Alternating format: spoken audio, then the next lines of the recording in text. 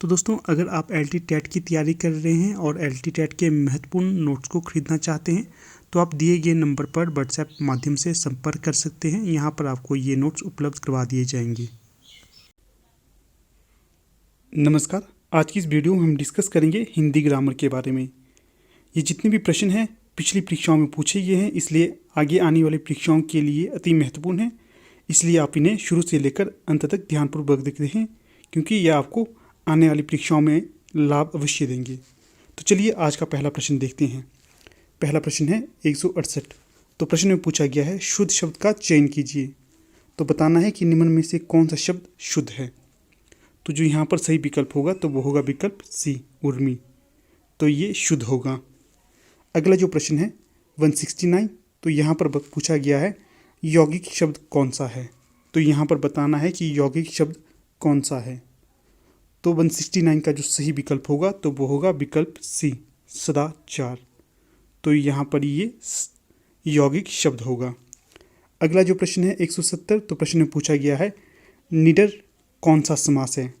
तो पूछा गया है निडर में किस समास का प्रयोग किया गया है। तो यहाँ पर जो सही विकल्प होगा 170 का तो वो होगा विकल्प बी, अव्ययी भाव समास। निडर में होगा अव्ययी भाव समास। आगे प्रश्न है 191। तो प्रश्न में पूछा गया है शुद्ध शब्द का चयन कीजिए। तो यहाँ पर भी जो शुद्ध शब्द है उसके बारे में बताना है। तो विकल्प आपके यहाँ 4 हैं, ए बी सी डी। तो यहाँ पर जो शुद्ध शब्द होगा तो वो होगा विकल्प ए, कंठ। क्योंकि अब जो इस तरह से कंठ लिखा जाता है उसे ही सही माना जाता है, बिंदी ऊपर होनी चाहिए। तो विकल्प ए सही होगा। आगे प्रश्न है 192। तो प्रश्न में पूछा गया है व्याख्या का संधि विच्छेद क्या होगा। विकल्प हैं ए बी सी डी। यहाँ पर जो 192 का सही विकल्प होगा तो वो होगा विकल्प सी, विजमा आख्या। तो सी सही विकल्प होगा। अगला प्रश्न है 193। तो प्रश्न में पूछा गया है भाई का तत्सम है। तो जो यहाँ पर भाई का तत्सम होगा तो वो होगा 193 का सी, भातृ। अगला प्रश्न है 194। तो प्रश्न में पूछा गया है धनवती का पुल्लिंग क्या होगा। तो 194 का जो सही विकल्प होगा तो वो होगा विकल्प ए, धनवान।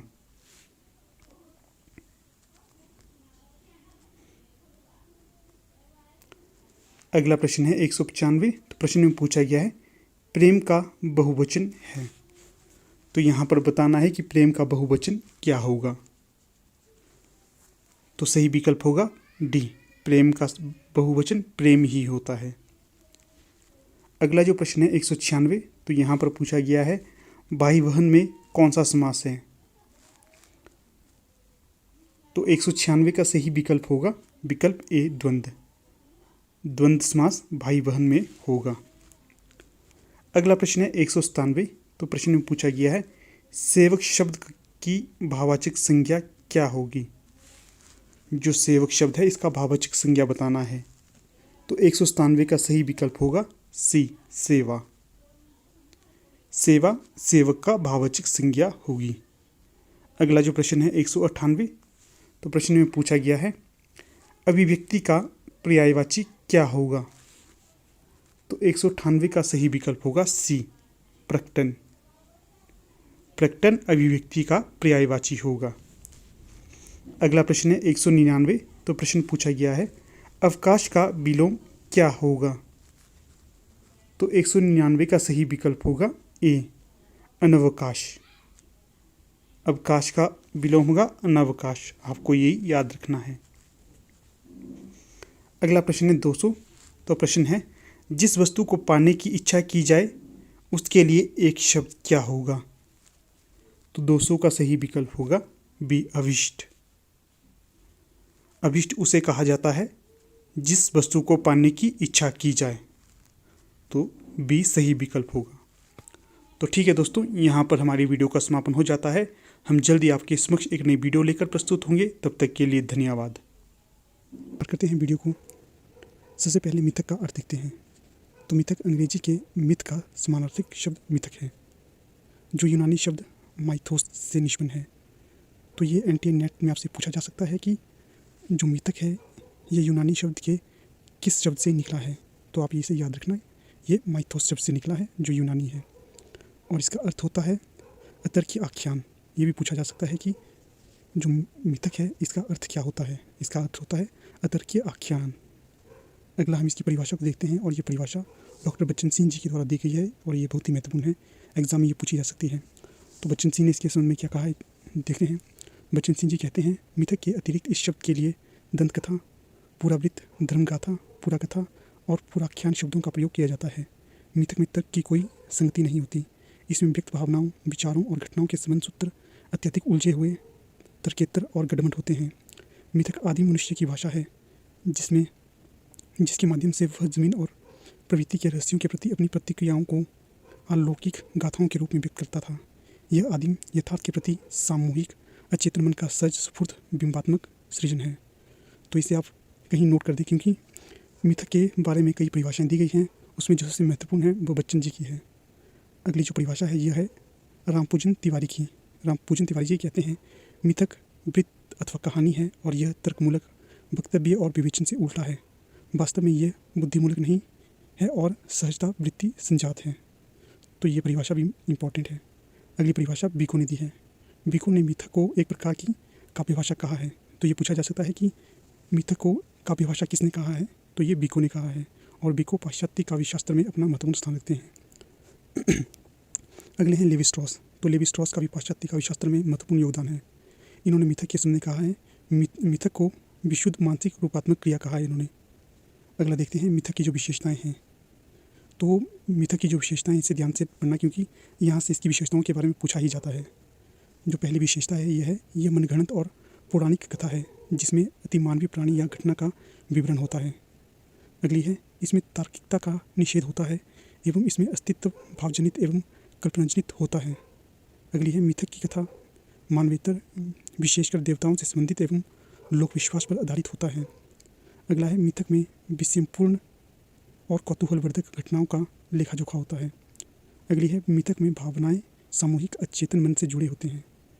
अगला है मिथक के जो महत्व है। तो मिथक के महत्व के बारे में पढ़ते हैं। किसी संस्कृति को जानने समझने में मिथक अत्यंत महत्वपूर्ण होते हैं। मिथकों के माध्यम से आदिम समाज मनुष्य को अभिव्यक्त करता था। आधुनिक काल में ये साहित्यकारों के भावों की अभिव्यक्ति का एक सशक्त माध्यम है। आगे देखते हैं हिंदी साहित्य में मिथक का योगदान किस प्रकार से है और कब से मिथक को हिंदी साहित्य में प्रयोग में लाया जाता है। तो सबसे पहले है, भारतीय मिथक परंपरा का आरंभ ऋग्वेद से माना जाता है। तो ये यहाँ से प्रश्न पूछा जा सकता है कि भारतीय मिथक परंपरा का आरंभ कहाँ से माना जाता है। तो ये माना जाता है ऋग्वेद से। आगे है, हिंदी में मिथक शब्द का प्रयोग आधुनिक काल में हुआ। अगला है, मिथक शब्द आचार्य हजारी प्रसाद द्विवेदी की देन है। ये भी पूछा जा सकता है कि हिंदी में मिथक शब्द किसकी देन है। तो ये देन है हजारी प्रसाद द्विवेदी जी की। तो आगे हम देखते हैं कि जो हिंदी साहित्य है, तो यहाँ पर जो प्रमुख रचना है किस किस में मिथक पाया जाता है। तो पहली है प्रिय प्रवास, तो इसे हरिऔध जी द्वारा लिखा गया है। अगली है जिसमें मिथक पाया जाता है वह है साकेत, और इसे मैथिलीशरण गुप्त जी द्वारा लिखा गया है। अगली है कामायनी, इसे जयशंकर प्रसाद जी द्वारा लिखा गया है और इसमें भी मिथक का पुट पाया जाता है।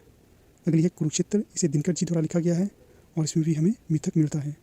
अगली है उर्वशी, इसे दिनकर जी द्वारा लिखा गया है और इसमें भी मिथक का पुट है। अगली रचना है कनुप्रिया और अंधायुग, और इन्हें धर्मवीर भारती जी द्वारा लिखा गया है और इनमें भी मिथक का प्रयोग हमें मिलता है। अगली है एक कंठ विश्वाई, यह रचना दुष्यंत कुमार जी की और इसमें भी मिथक का प्रयोग मिलता है। अगली है संशय की एक रात, ये रचना है नरेश मेहता की और इसमें भी मिथक पाया जाता है। अगली रचनाएं हैं शंबुक, गोपा गौतम और बोधिवृक्ष, ये जगदीश गुप्त जी की रचना है। अगली है आत्मदान, ये रचना है बलदेव वंशी की, इसमें भी मिथक मिलता है। अगली है आत्मजयी, ये कुंवर नारायण जी की रचना है और इसमें भी हमें मिथक का प्रयोग मिलता है। तो दोस्तों इसी प्रकार हिंदी साहित्य की बहुत सारी रचनाएं हैं, मैंने यहाँ पर सिर्फ कुछ महत्वपूर्ण रचनाओं को ही लिया है। तो ठीक है दोस्तों, यहाँ पर हमारी वीडियो का समापन हो जाता है। अगर आप लोग अभी तक हमारे टेलीग्राम ग्रुप से नहीं जुड़े हैं तो डिस्क्रिप्शन बॉक्स में टेलीग्राम ग्रुप का लिंक दिया है, वहाँ से आप हमारे ग्रुप से जुड़ सकते हो। तो दोस्तों जैसा कि आपको पता चल ही गया होगा कि अब आपकी परीक्षा के लिए बहुत ही कम समय बच गया है, अर्थात जो आपकी LT टेट की परीक्षा है इसके लिए बहुत ही कम समय बचा हुआ है। इसी समय को ध्यान में रखकर आपके समक्ष लाया हूँ पिछले 10 वर्षों के हल प्रश्न पत्र। अगर आप किसी परीक्षा की तैयारी करते हो तो आपको प्रीवियस ईयर क्वेश्चन पेपर के महत्व के बारे में पता ही होगा, क्योंकि अगर जब तक आप प्रीवियस ईयर के क्वेश्चन पेपर को नहीं देखते हो आपको एक आधार नहीं मिलता है कि आपको किस प्रकार की तैयारी करनी है। अब देखिए, अगर आप LT टेट के सिलेबस को सर्च करोगे तो आपको पूरा सिलेबस नहीं मिलेगा। तो अगर जब सिलेबस आपको पता नहीं होगा तो आप तैयारी कैसे करेंगे? इसकी तैयारी करने के लिए एक ही माध्यम होता है कि आप प्रश्न पत्रों को देखिए, किस प्रकार के प्रश्न पूछे जा रहे हैं और उसी की तैयारी करते रहिए। अगर आपको लेवल पता चल जाएगा आप तैयारी अच्छे से कर पाएंगे। तो आपकी सुविधा के लिए मैं आपके समक्ष इन प्रश्न पत्रों को लाया हूँ।